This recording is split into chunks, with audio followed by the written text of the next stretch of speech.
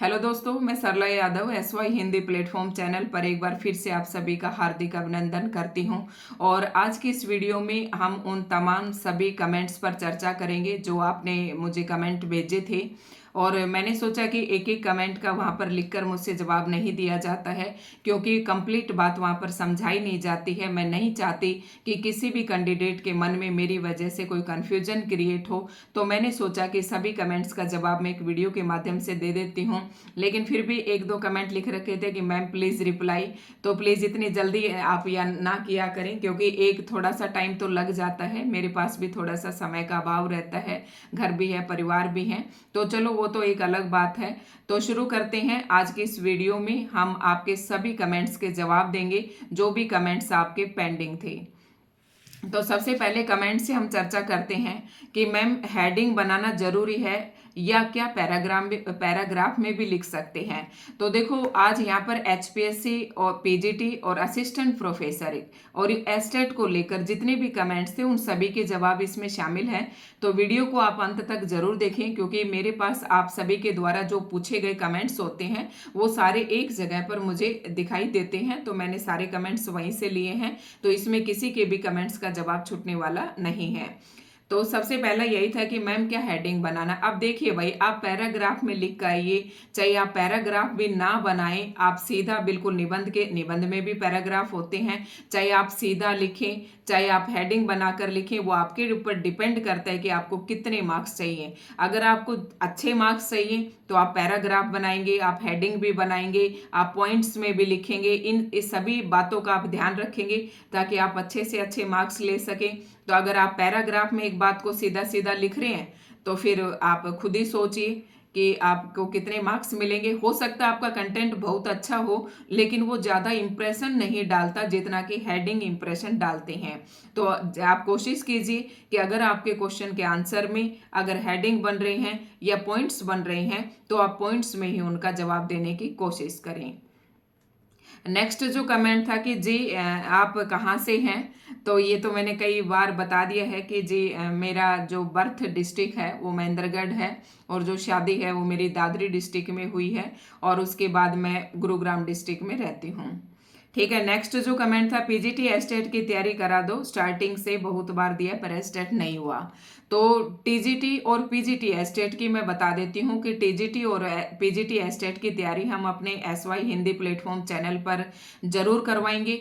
और कल ही मैंने एक वीडियो डाली थी जिसमें जो आपका पीजीटी एस्टेट का जो सिलेबस था हिंदी विषय का, वो सारा मैंने डिटेल से समझा दिया था, और ये भी बता दिया था कि कितनी वीडियो मैंने अपने चैनल पर डाल रखी हैं और किस हिसाब से आपको पढ़ना है, क्या क्या आपको पढ़ना है, किस हेडिंग के अंदर आपको कितना करना है, ये भी सारा मैंने बता दिया था। और टीजीटी सिलेबस पर आपको बहुत ही जल्द वीडियो मिल जाएंगी। और अगर आप मेरी आने वाली वीडियो का इंतजार नहीं करते हैं तो ऑलरेडी मैंने टीजीटी पीजीटी एस्टेट का जो सिलेबस है उस पर अच्छे से पिछले साल की वीडियो भी मैंने डाल रखी है, तो आप देख लें। तो एस्टेट वालों की एक बहुत ही इंपॉर्टेंट बात ये थी कि बच्चे एनसीईआरटी पढ़ें या फिर जो हिंदी साहित्य है उसको पढ़ें। इसको लेकर मैंने एक वीडियो डाली है, वो आपके लिए काफ़ी महत्वपूर्ण रहने वाली है, तो उस वीडियो को आप ज़रूर देखें। उस वीडियो में मैंने ये भी बताया है कि हिंदी व्याकरण से कितने प्रश्न आते हैं, और आपके जो एनसीईआरटी है उससे कितने प्रश्न पूछे जाते हैं, और हिंदी साहित्य से कितने प्रश्न पूछे जाते हैं। तो आप उस वीडियो को जरूर देखें, उसमें आपको सब कुछ समझ में आ जाएगा। फिर टीजीटी एस्टेट की भी तैयारी करवा दो मैम, तो जरूर करवाएंगे। मंडे से आपको लगातार जो है estate, TGT PGT estate assistant professor की क्लासेस जो हैं आपको कंटिन्यू मिल जाएंगी। उसके बाद जो नेक्स्ट कमेंट था कि एस्टेट की क्लासेस लगाइए मैम जी। तो एस्टेट की क्लासेस आपको निःशुल्क इस चैनल पर दी जाएंगी, कोई किसी प्रकार का शुल्क आपसे नहीं लिया जाएगा। तो बहुत ही जल्द यहाँ से क्लासेस स्टार्ट हो जाएंगी। और जो कल मैंने वीडियो डाली थी, जो डिटेल डिस्कशन बताया था मैंने सिलेबस का, तो आप उसे जरूर देख लें। उससे आपको अंदाजा लग जाएगा कि मुझे क्या पढ़ना है और कहाँ से पढ़ना है, और मैम के चैनल पर से अगर आप पढ़ना चाहते हैं तो कौन कौन सी ऑलरेडी आपको क्लासेस मिल जाएंगे, तो वो आप वीडियो जरूर देखें। मैम टीजीटी एस्टेट का भी सिलेबस बताइए, तो इसके बारे में पहले ही बता चुकी हूँ कि टीजीटी एस्टेट का जो सिलेबस है उसके बारे में वीडियो आपको कल जरूर मिल जाएगी, या हो सकता है तो मैं आज शाम तक भी वीडियो आपकी अपलोड कर दूंगी। मैम काव्य शास्त्र के प्रश्न भी करवाइए। तो जी काव्य शास्त्र के प्रश्न की मैंने वीडियो एक डाल रखी है और असिस्टेंट प्रोफेसर वालों के लिए महत्वपूर्ण है कि काव्य शास्त्र का जो पोर्शन आपके सिलेबस में दिया गया है, जो यूनिट आपकी दी गई है, जैसे कि काव्य हेतु, काव्य लक्षण, काव्य गुण, काव्य दोष, ये काव्य इतना नहीं था उसमें, काव्य लक्षण, काव्य हेतु और काव्य प्रयोजन, 3 हेडिंग है। उसके बाद आपके संप्रदाय हैं, जैसे अलंकार संप्रदाय, रस संप्रदाय, रीति संप्रदाय, वक्रोक्ति और औचित्य, ये सारे संप्रदाय मैंने पढ़ा रखे हैं। और इसके असिस्टेंट प्रोफेसर 2024 के नाम से आपको हमारे चैनल पर प्लेलिस्ट मिल जाएगी, तो आप वहां से जाकर देख सकते हैं। प्लेलिस्ट के अंदर मैंने सारी वीडियो डाल दी हैं और वो टॉपिक भी डाल दिए हैं जो मैंने रिसेंटली 1-2 महीने पहले पढ़ाए थे, तो वो वीडियो भी मैंने वहां पर अपलोड उस प्लेलिस्ट के अंदर कर दिए हैं।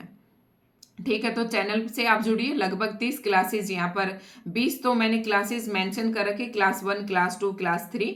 जब से एचपीएससी ने हमें सिलेबस दिया था तो उसके हिसाब से मैंने वीडियोस डाल रखी हैं। और उसके अलावा मैंने कुछ और भी बहुत सारे टॉपिक हैं जिन पर क्लासेस मेंशन नहीं है, बट प्लेलिस्ट में आपको वो सारी क्लासेस देखने को मिल जाएंगी। तो काव्य शास्त्र के अगर आप प्रश्न करना चाहते हैं तो काव्य शास्त्र के सभी प्रश्न मैंने करवा रखे हैं, एक वीडियो डाल रखी है, आप सर्च कीजिए और जरूर देखिए।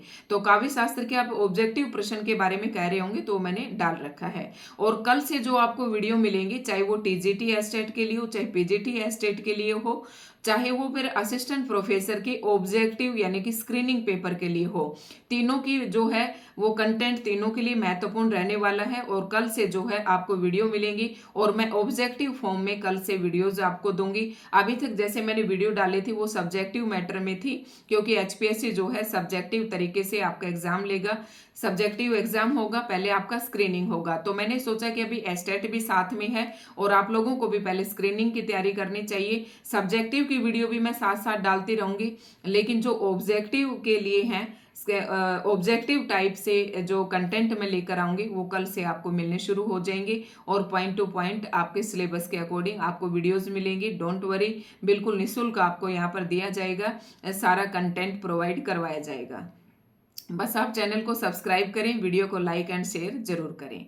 उसके बाद नेक्स्ट कमेंट था कि एचपीएससी पीजीटी पंजाबी के बारे में काफ़ी बड़ा सा मैसेज था और काफ़ी इम्प्रेस करने वाला भी मैसेज था, और मेरा मन कर रहा था कि ज़रूर बताया जाए, क्योंकि जो ज़रूरतमंद बंदा होता है वही इस प्रकार से कमेंट करते हैं और पूछते हैं, तो इनका स्वाभाविक भी है, क्योंकि पंजाबी की जो वैकेंसी है इसी बार निकाली गई है पीजीटी के अंदर, और इनके पास प्रीवियस ईयर के क्वेश्चन पेपर भी नहीं है। तो ऐसी कंडीशन में आप क्या करें? तो इसके लिए मैं आप सबसे यही कहना चाहूंगी, भाई देखिए, जो पंजाबी कैंडिडेट जो मेरी वीडियो देख रहे हैं, तो पंजाबी का देखो, मुझे तो वो लैंग्वेज आती नहीं है, मैं उसका क्वेश्चन पेपर भी नहीं देख सकती, अगर देखूं तो भी मुझे कुछ समझ में नहीं आएगा। तो मैं आपके लिए यही बताऊंगी, मैं अपने हिंदी के व्यापक कहती हूँ, या मैंने और जो सब्जेक्ट देखे हैं, जिनके क्वेश्चन पेपर देखे हैं, उसी के अनुमान के आधारित पर आपको रियायत देती हूँ। कि आपने पूछा था कि मैम क्या एनसीईआरटी पढ़ें, तो जी आप एनसीईआरटी जरूर पढ़ें। आपकी पंजाबी की यानी कि हरियाणा बोर्ड की 11th और 12th में जो एनसीईआरटी पंजाबी की बुक लगी हुई है, आप उन्हें एक एक चैप्टर वाइज, अगर आपके चैप्टर हैं तो चैप्टर वाइज, या जो भी आपका कुछ है एनसीईआरटी बुक के अंदर, तो आप एक एक चैप्टर वाइज लग जाइए, अपना सिलेबस की प्रिंट आउट ले लीजिएगा और एक एक चैप्टर वाइज आप उसको बिल्कुल डिटेल से पढ़ें, क्योंकि एचपीएससी जो है आपके चैप्टर के बीच में से प्रश्न आपसे पूछेगी स्क्रीनिंग एग्जाम में, चाहे वो किसी भी सब्जेक्ट का हो। तो एनसीईआरटी आपके लिए मस्ट है। जैसा कि आपने कमेंट में पूछा था कि 9 to 12 एनसीईआरटी क्लासेस बुक पढ़े या नहीं, तो जी बिल्कुल पढ़नी है, इसके बिना आपका स्क्रीनिंग एग्जाम क्वालिफाई नहीं होगा। तो एनसीईआरटी पर पूरा फोकस करना है। किस प्रकार से आप पढ़ेंगे, जैसे कि आपने एक चैप्टर उठाया, यूट्यूब से आपको मिल जाएंगे काफ़ी जो चैनल हैं जो एनसीईआरटी पढ़ाते हैं, तो आप वहां से एक अपना पेन, आपने ऐसे अपना कागज पेन अपने साथ रखिए और चैप्टर को पढ़ते जाइए, और उसमें से एक एक लाइनर क्वेश्चन यानी कि एक रेखीय प्रश्न आप बनाते चले जाइए। तो पहले आप सब्जेक्टिव की तैयारी भी हो जाए, ऑब्जेक्टिव की तैयारी भी हो जाएगी। और जब आप पूरा चैप्टर रीड कर लेंगे तो आपको चैप्टर का भी समझ में आ जाएगा कि सब्जेक्टिव में अगर कोई प्रश्न आपसे पूछते हैं तो आप उसका भी आंसर लिख सकते हैं। तो आई होप आप समझ गए होंगे। एनसीईआरटी मस्ट है, एनसीईआरटी बिना पढ़े आप स्क्रीनिंग में बैठेंगे तो आपके लिए समस्या बन जाएगी। ठीक है, तो इसके बारे में मुझे इतना ही पता था। फिर आपने एक बात और इसी कमेंट में पूछी थी, क्या एचसीएस प्रीवियस ईयर पेपर देख सकते हैं? जी हाँ, बिल्कुल आप देख सकते हैं, क्योंकि इससे भी आपको आइडिया मिल जाएगा। आइडिया मिलेगा सिर्फ आपसे, क्योंकि जैसे कि मैं हिंदी विषय की बात करूं तो हिंदी विषय में जैसे कि एनसीईआरटी 11वीं और 12वीं का सिलेबस दिया गया था, उसके अलावा थोड़ा सा हिंदी साहित्य भी दिया गया था। लेकिन जब सब्जेक्टिव का हमने क्वेश्चन पेपर देखा तो एनसीईआरटी जो हमारे हिंदी साहित्य था उसमें से एक या दो ही प्रश्न पूछ रखे थे। वो एक तो विद्यापति का था, ठीक है, वो तो आपके तो इसके बारे में क्या ही पता। तो दो ही प्रश्न यानी कि लिटरेचर से पूछ रखे थे। तो आप एनसीईआरटी पर ज्यादा फोकस करें अगर आप, क्योंकि एचसीएस का जो पेपर है वो लिटरेचर में से होता है। देखो मैं हिंदी विषय के तरीके से बता रही हूँ आपको, तो आप इससे अंदाजा लगा सकते हैं कि जब एचसीएस के पेपर में आप देखेंगे तो उसमें एनसीईआरटी का तो होगा नहीं, आपका पंजाबी लिटरेचर क्या ही होगा। ठीक है, तो इस प्रकार से आप देख सकते हैं, थोड़ा सा आपको उसे आइडिया आ जाएगा।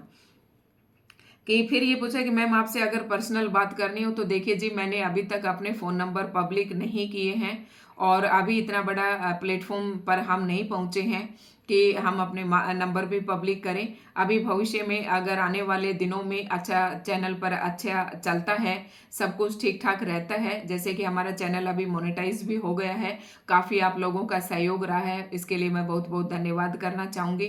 और अगर इसी तरीके से थोड़ा सा आगे बढ़ते हैं हम तो नंबर भी पब्लिश करेंगे, सब कुछ है, आपके सारे कमेंट्स के जवाब भी दिए जाएंगे, तो बातचीत भी होगी। तो अभी तो मैंने पब्लिश नहीं किए हैं। क्या किसी का मीडियम इंग्लिश है तो ज़्यादा स्कोर करने के चांस हैं? अब ये है कि अगर एक ही बच्चा एक आंसर को, जैसे कि उसमें कुछ कोई सब्जेक्ट है, मान लो कोई इकोनॉमिक्स सब्जेक्ट ले लेते हैं हम, या कोई साइकोलॉजी है, साइकोलॉजी का भी अगर सब्जेक्टिव कोई बच्चा इंग्लिश मीडियम में लिखेगा और कुछ एक बच्चे हैं जो हिंदी मीडियम में लिखेंगे, तो आपका कंटेंट मैटर करेगा। सबसे पहले आपका कंटेंट मैटर करेगा। लेकिन हाँ, आपका इंप्रेशन जरूर पड़ सकता है इंग्लिश का, क्योंकि आपको पता है कि हरियाणा में क्या पूरे देश में ही इंग्लिश भगत हो रही हैं। अगर हम यूपीएससी का एग्जाम लेकर देखें और तो आप देखना कि हिंदी मीडियम के स्टूडेंट का रिजल्ट कितना रहता है और जो इंग्लिश मीडियम का रहते हैं उनका रिजल्ट कितना रहता है। तो इस तरीके से आप अंदाजा लगा सकते हैं कि इंग्लिश मीडियम का असर पड़ेगा ही पड़ेगा। ठीक है, उसके बाद नेक्स्ट कमेंट है, मैम आप भी पेड कोर्स लॉन्च कीजिए। तो जी, अभी मैं पेड कोर्स लॉन्च करने के कोई मूड में नहीं हूँ। मैंने सोचा था जब मैंने अपना चैनल शुरुआत की थी, मैंने कोई अर्निंग का सोर्स इसे समझकर मैंने अपने चैनल की शुरुआत नहीं की थी। आपका व्यूज़ अच्छा है, आपकी जो राय है वो सजेशन है वो सिर माथे पर है, लेकिन अभी मैंने इसके बारे में कुछ नहीं सोचा है। मैं ये चाहती हूँ कि जब मैं पेड कोर्स तभी स्टार्ट करूँगी जब मेरा एक अच्छा खासा प्लेटफॉर्म अपने घर पर, यानी कि डिजिटल बोर्ड वगैरह जब मेरा तैयार हो जाएगा, तो उसके बाद ही मैं पेड कोर्स लॉन्च करूँगी, क्योंकि इससे पहले मैं नहीं चाहती। और मैं किसी भी काम को अगर मैं करती हूँ तो अपनी पूरी स्ट्रेटजी, अपनी पूरी रणनीति के साथ चालू करती हूँ। ठीक है, तो सोचे भविष्य में सोचेंगे, वैसे अभी मेरे को इच्छा नहीं है। और मैं जो कंटेंट आपको दे रही हूँ इसमें ऐसा भी नहीं है कि यूट्यूब समझकर मैं आधा कंटेंट अपने पास रख रही हूँ। जो मुझे जितनी ज्ञान है, जितना कंटेंट मेरे पास है, वो सारा का सारा मैं निःशुल्क आपको प्रोवाइड करवा रही हूँ। ठीक है, तो अभी लॉन्च करने की मेरी कोई इच्छा नहीं है, आगे भविष्य में फिर देखते हैं। अगर अच्छी खासी स्ट्रेंथ हमारे साथ जुड़ती है तो फिर देखते हैं। प्रतियोगिता साहित्य बुक कैसे पढ़ें? जो कैंडिडेट टीजीटी पीजीटी एस्टेट की तैयारी कर रहे हैं, तो मैंने एक वीडियो बनाई थी कि कौन कौन सी बुक्स आप फॉलो करें। तो उस बुक में मैंने प्रतियोगिता साहित्य का जिक्र किया था, और मैंने सारी जो तैयारी है अपनी यूजीसी नेट की तैयारी भी मैंने प्रतियोगिता साहित्य सीरीज यानी कि उपकार वालों की है, और इसी से मैंने अपनी तैयारी की थी।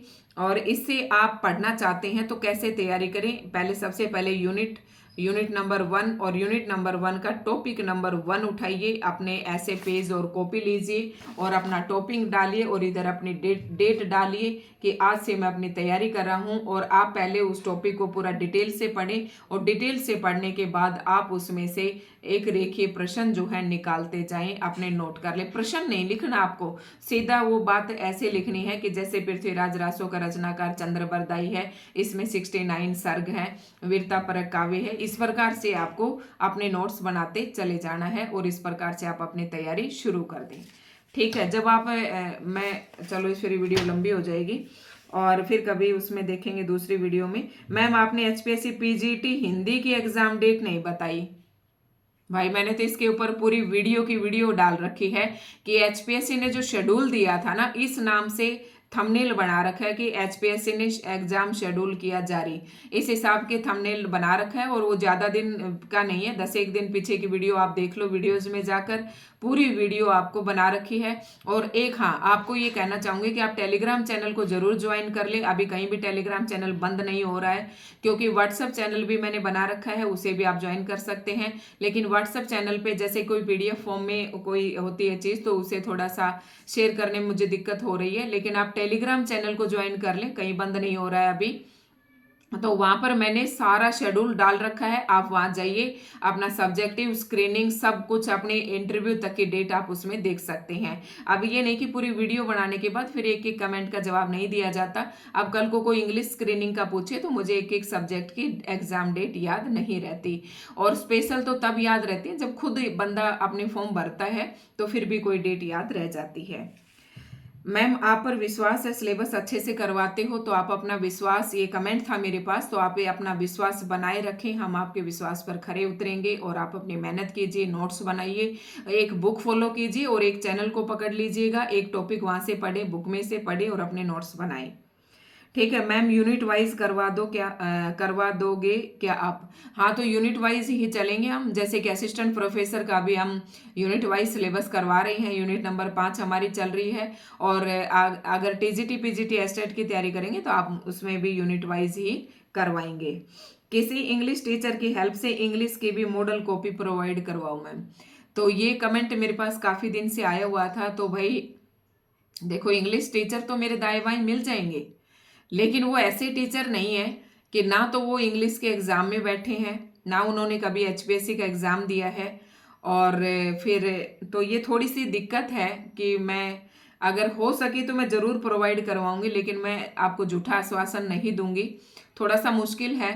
क्योंकि जब अच्छा कंटेंट के साथ कोई अच्छा मुझे टीचर दिखे कि हाँ मैं इससे लिखवा के आप लोगों को दिखाऊं, तो ही पॉसिबल है। अदरवाइज तो फिर ऐसे इंग्लिश टीचर तो आपको भी बहुत मिल जाएंगे, आपके गले में, आपके आसपास। ठीक है, तो अगर पॉसिबल हो सका तो दिखाऊंगी, वैसे मुझे लगता नहीं है, क्योंकि जितना मुझसे हो पाता है उतनी मैं हामी यहाँ पर भरती हूँ। संस्कृत के बारे में बताइए, याद किया हुआ याद नहीं आता जब लिखते हैं। तो देखिए, पहले आप एक बार पढ़ते हैं, याद किया हुआ कब याद नहीं आता। देखो, इसका मतलब है कि आपको याद ही नहीं हुआ। देखो क्या होता है कि जिसने 4-5 साल से पढ़ाई छोड़ रखी है और वो बंदा अब एक बार से एकदम से बुक उठाएगा, तो पहली बात तो उसका पढ़ने में मन ही नहीं लगेगा, और अगर मन भी लग गया, उसने पढ़ भी लिया, तो 2 दिन बाद वो साफ हो जाएगा। इसके लिए आपको क्या करना है कि आपको डेली आपकी निरंतरता बनाए रखनी है, कॉन्टिन्यूटी आपको बनाए रखनी है। अपनी पढ़ाई को अगर पहले दिन से आप शुरुआत करें, आपका मन नहीं लग रहा, आप आधे घंटे से शुरुआत करें, फिर धीरे धीरे 40 मिनट, घंटा करें, फिर 2 घंटा कर दें। इस तरीके से आप बढ़ाइए, लेकिन शुरुआत आप कम समय से करें और डेली आप पढ़ें, तो आपके दिमाग को हैबिट हो जाएगी, याद करने की आपको आदत हो जाएगी। ठीक है, तब आप एक बार पढ़ेंगे ना, वही आपके दिमाग में रहने लग जाएगा। ठीक है, तो याद किया हुआ याद नहीं रहता, तो उसको आप उस चीज को बार बार लिख कर देखें। लेकिन ये सिलेबस इतने वाइड है कि आप बार बार उनको लिख कर देखेंगे तो फिर आगे सिलेबस कैसे करेंगे। तो मैंने बताया कि अधिकतर गर्ल्स के साथ यही होता है, जब हम लोग भी बीच में पढ़ाई को छोड़ देते थे तो ऐसी दिक्कत आती थी। तो एक कॉन्टिन्यूटी बनाई, आप अपने सब्जेक्ट से कंटिन्यूसली डेली बिहाफ पर आप 15 से 20 मिनट, आधा घंटा, घंटा पढ़ाई करें, उससे लगातार जुड़ें, तो आपको अपने आप याद होने लग जाएगा। असिस्टेंट प्रोफेसर में राइटिंग कैसे करें, स्क्रीन एग्जाम में कैसे क्वेश्चंस आते हैं, तो मैंने बताया कि एचपीएससी है, जब उसने अभी एचपीएससी का इस तरीके से असिस्टेंट प्रोफेसर का तो कोई एग्जाम नहीं लिया गया है, ये पहली भर्ती है, तो आपको क्या करना है कि पीजीटी से हम थोड़ी सी सीख ले सकते हैं कि पीजीटी में जो सिलेबस दिया गया था तो सिलेबस के बीच में से क्वेश्चंस पुट किए गए थे। तो आप भी अपने सिलेबस को ढंग से पढ़ें और बीच में से आप जो भी कंटेंट आप पढ़ रहे हैं उसकी पूरी नॉलेज रखें सब्जेक्टिव में। और जो आपका स्क्रीनिंग टेस्ट आता है उसमें बहुत ज़्यादा टफ प्रश्न नहीं आते हैं, या फिर मुझे टफ इसलिए नहीं लगे होंगे पीजीटी का क्योंकि जो मैं स्कूल में पढ़ाती थी वही सारा सिलेबस था, इसलिए मुझे ज़्यादा वो मुश्किल नहीं लगा। ठीक है, तो आज की वीडियो में ये कुछ कमेंट्स थे। अगर फिर भी आप लोगों को लगता है कि मेरे कमेंट्स का जवाब नहीं आया, या जो ये बच्चे कह रहे थे कि मैम आपसे पर्सनल राय चाहिए थी तो कैसे बातचीत करें, तो यहाँ पर आप कमेंट कीजिए, आपके कमेंट्स का जवाब जो है जरूर मिलेगा। ठीक है, तो दोस्तों आज की वीडियो में इतना ही था। अगर फिर भी कुछ रह गया हो तो आप कमेंट करके पूछ सकते हैं, मैं अगली वीडियो आपके लिए बना दूंगी। धन्यवाद।